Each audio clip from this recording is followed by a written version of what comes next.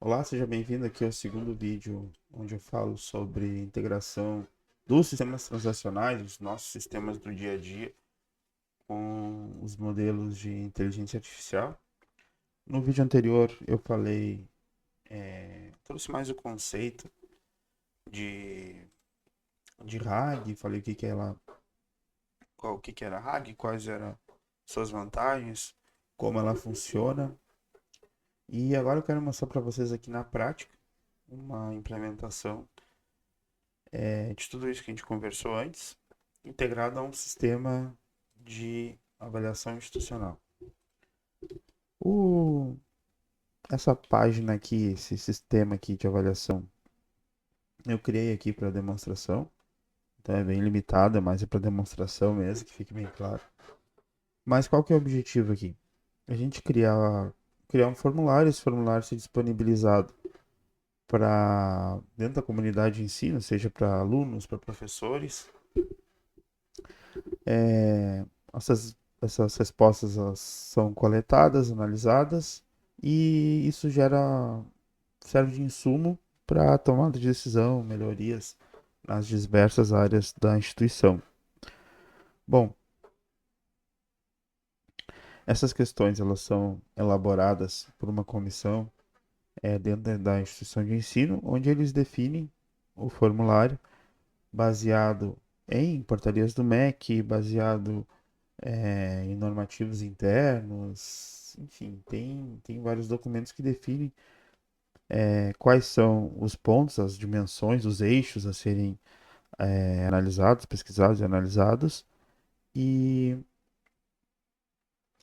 essa comissão vai gerar as questões baseada nisso, baseada nessas documentações, enfim. Às vezes, as questões levantadas, elas não são as respostas levantadas, por exemplo, elas não têm relevância para uma determinada tomada de ação, uma tomada de decisão. Por serem mal formuladas, enfim, eu não tenho tanto valor nas respostas que eu estou analisando, que eu estou colhendo, porque o formulário já foi mal planejado. Uma das formas da gente evitar isso é fazer com que o sistema já conheça quais são as regras do jogo e crie questões baseadas nessas documentações, né, em portarias, como eu falei, do MEC, enfim, que é o que eu trago aqui nesse exemplo. Como base aqui para de documentação, eu simplesmente criei uma lista de questões separadas aqui por alguns assuntos, pesquisa e inovação, qualidade acadêmica, infraestrutura, enfim. Isso aqui foi um documento do Word que eu criei, para basear as questões que serão geradas aqui pelo modelo. Aqui só tem um documento, poderia ser vários documentos, como eu disse, e esses documentos seriam utilizados para contextualizar o modelo, fazer toda aquela preparação dos dados ali, todo aquele processo ali que eu falei no outro vídeo, esse processo aqui de preparação da RAG. E depois aqui a gente tem a recuperação, que é o que eu vou focar agora, nesse momento.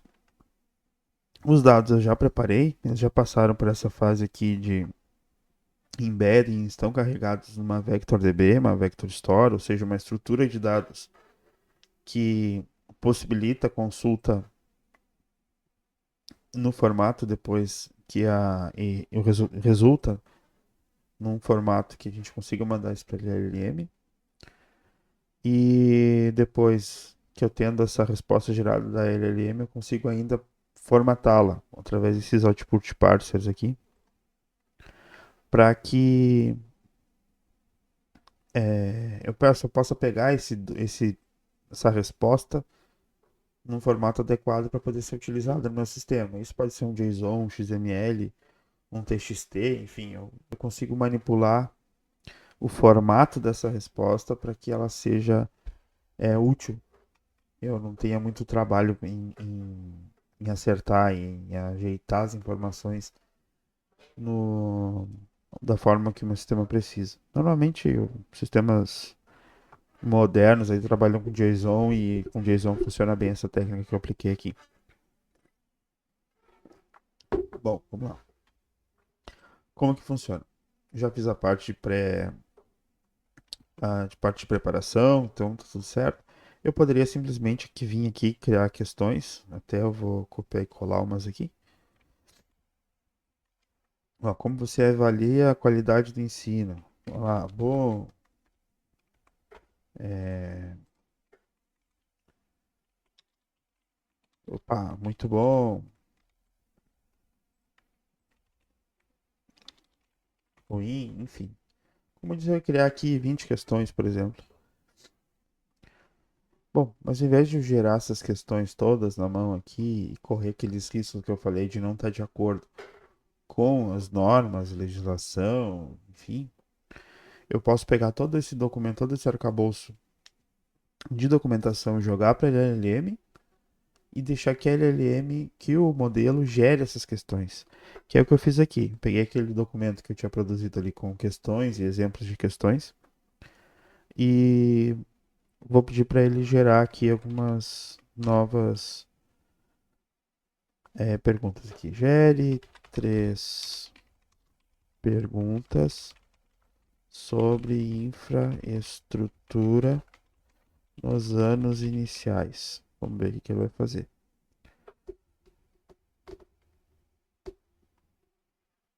Ó, questão gerada de sucesso. Beleza.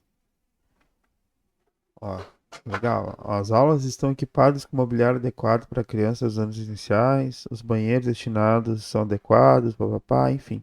Quantas eu pedi? 3 questões. Uma eu já tinha feito antes. Isso aí, 4 gerou. Maravilha. Então, o que aconteceu? Então, eu vou abrir aqui pra gente olhar o que está acontecendo aqui por baixo dos panos. Agora eu vou trocar aqui o meu prompt. Vou dizer, gere 4 questões sobre infraestrutura para alunos da universidade. Então eu vou apagar essas outras aqui para a gente enxergar o que ele está fazendo.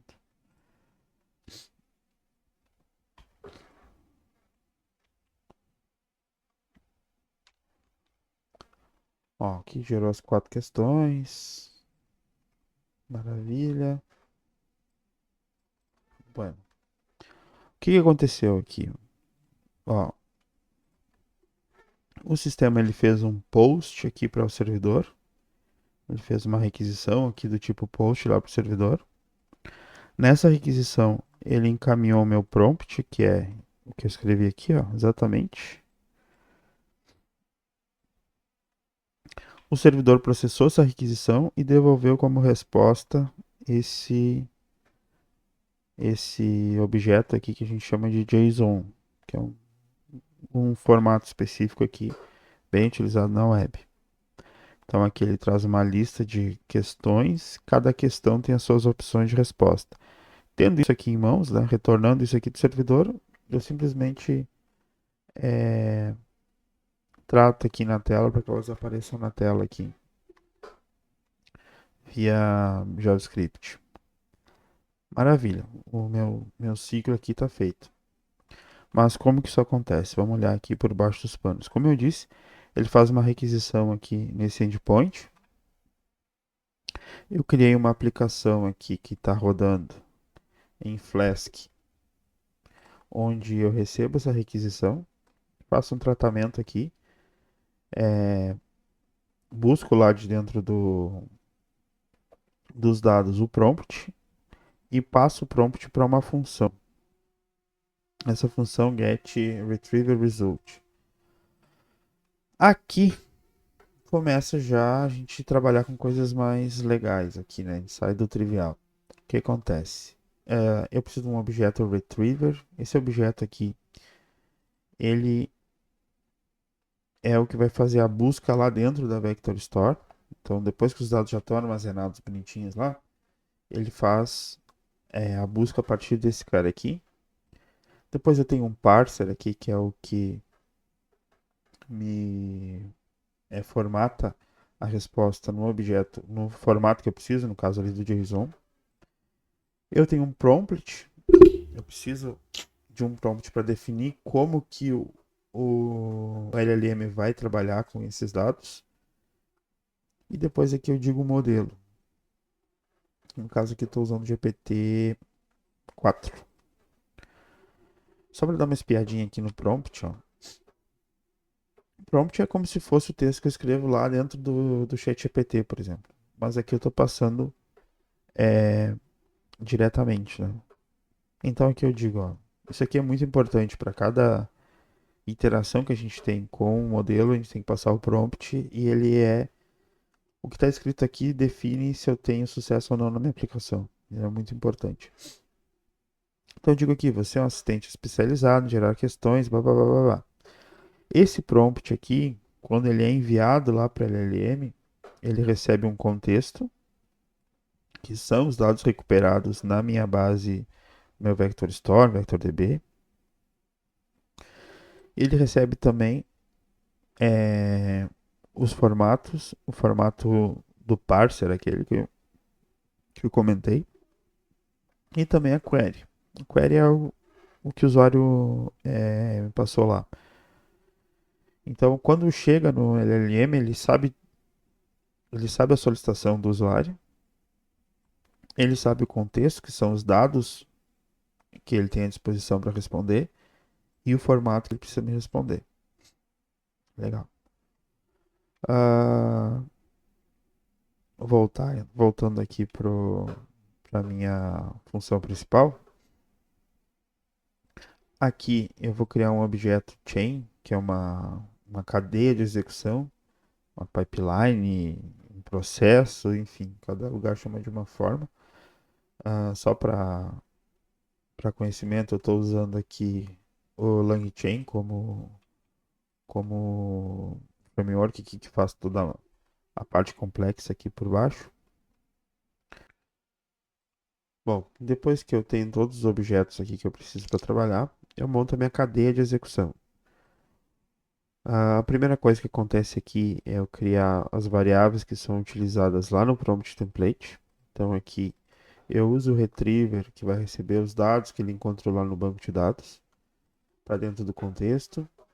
E a query ele utiliza um recurso aqui que é o Runnable Path Through, onde eu estou simplesmente pegando a query que o usuário digita lá o prompt e passando aqui nessa variável. Se eu quisesse fazer algum tratamento, eu usaria outros tipos aqui, mas isso aqui não importa agora. O resultado disso daqui, ele é incluído dentro do prompt template, que por sua vez, já alimentado pela query, pelo context, é enviado lá no modelo, e o modelo, a resposta do modelo é passada aqui no parser, que vai me devolver isso aqui em JSON. Depois eu chamo o método invoke aqui, que vai rodar essa cadeia aqui de execução e me retornar o resultado. Tem as partes ali de preparação que são interessantes também, bem importantes. Mas eu não vou mostrar agora porque a gente vai ficar com um vídeo muito extenso, só posso fazer depois. Mas o que acontece é isso. Essa aqui é a cadeia de execução. Ah, o mais importante que a gente está tendo aqui é essa parte de recuperação aqui dos dados, onde eu vou lá no meu banco de dados e trago todos os documentos relevantes, né, que fazem sentido naquela query que eu escrevi e passo para dentro do contexto para a query e o resultado disso daqui vai para o prompt, o resultado do prompt vai para o model, que é o modelo, o resultado do modelo passa no parser e isso tudo aqui é retornado lá pro front-end. Então meu servidor retorna isso naquela chamada HTTP ali, aquele post que ele recebeu. E lá no front-end eu resolvo e mostro isso na tela. Então, o que eu queria deixar aqui nesse vídeo é mostrar que uma solução para uma aplicação bem simples aqui, mas a gente consegue ver exatamente como consegue aplicar em algo tão simples quanto isso. A gente consegue aplicar os conceitos de RAG ali, integrar esse sisteminha aqui com inteligência artificial. Mas eu posso fazer isso em várias outras coisas. Eu posso ter um agente aqui avaliando as respostas que são digitadas, as perguntas, na verdade, que são digitadas aqui para ver se elas estão de acordo com os documentos, por exemplo. Eu posso ter um outro agente que vai só verificando se faz sentido ter aquela pergunta, quase a mesma coisa. Mas nesse mesmo sistema eu posso ter um agente lá que vai avaliando respostas e comece a me levantar indicadores nas respostas textuais, em vez de só nessas quantitativas aqui. Enfim, eu consigo utilizar nesse sistema simples aqui que eu criei para demonstração aqui, consigo utilizar muitos recursos aqui. Então, dá pra gente fazer bastante coisa assim e vale a pena se aprofundar, estudar isso aqui, porque a gente sai da mesmice do dia a dia e traz novas funcionalidades, grandes poderes aqui para os nossos sistemas transacionais. Espero que você tenha gostado. Qualquer dúvida, enfim, comentário, pode deixar aqui. Eu vou deixar também o link do vídeo anterior. E vou tentar gravar também a parte de preparação dos dados ali, que é onde tem a injeção dos arquivos, os tratamentos, a quebra dele em chunks, depois o carregamento no Vector Store e depois as queries por similaridade a gente consegue fazer. Beleza? Muito obrigado por ter assistido e até a próxima.